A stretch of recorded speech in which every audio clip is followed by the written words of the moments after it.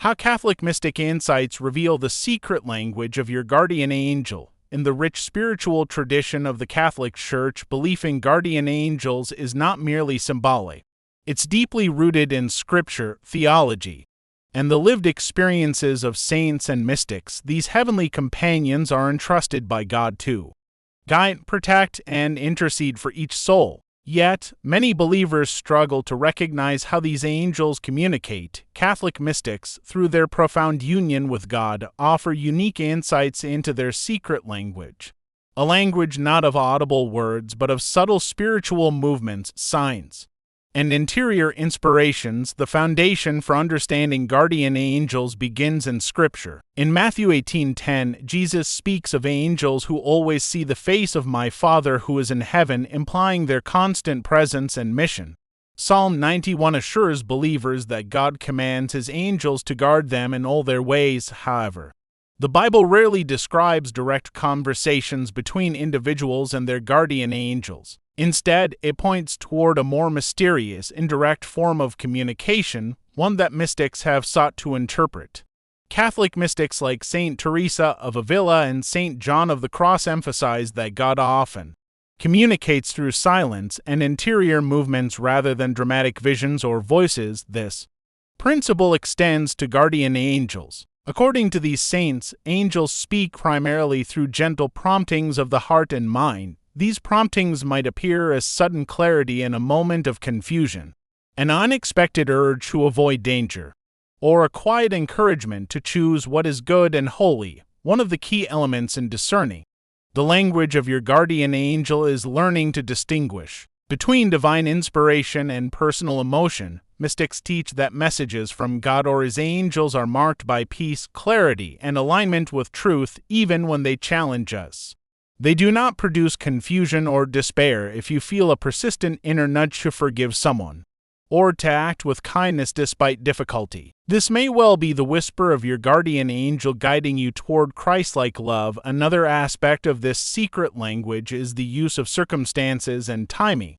Catholic mystics often observed that God's providence unfolds through seemingly ordinary events that carry deeper spiritual meaning. Guardian angels, acting as instruments of divine will, may arrange or highlight these moments. You might encounter a passage of Scripture at precisely the right time, meet someone who offers the exact advice you need, or experience a delay that prevents a harmful situation. While skeptics may call these coincidences, the mystic recognizes them as intentional signs. Dreams and intuition also play a role, though they require careful discernment. Some saints, like Saint Padre Pio, reported experiences where angels communicated through dreams or inner visions. However, the Church advises caution, as not every dream has spiritual significance. The true language of angels is consistent with God's revealed truth and never contradicts the teachings of the Church. Mystics stress the importance of humility and spiritual guidance when interpreting such experiences. Silence is perhaps the most important condition for hearing this subtle language. In a world filled with noise and distraction, the gentle voice of a guardian angel can easily be overlooked. Catholic spirituality encourages practices such as prayer, meditation, and Eucharistic adoration to cultivate interior stillness. In these moments of quiet, the soul becomes more receptive to divine influence.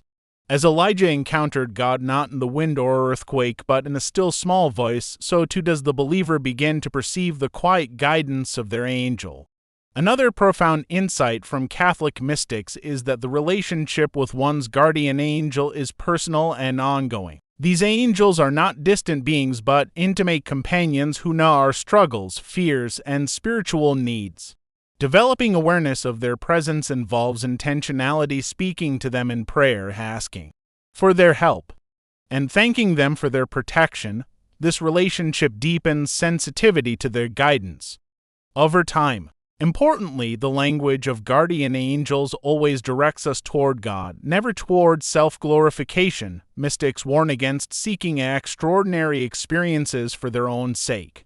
The goal is not to hear your angel in a dramatic way, but to grow in holiness and union with God. If an experience leads to pride, confusion, or deviation from church teaching, it is not from a guardian angel. The sacraments also play a crucial role in sharpening spiritual perception. Through confession and the Eucharist, the soul is purified and strengthened, making it more attuned to divine grace.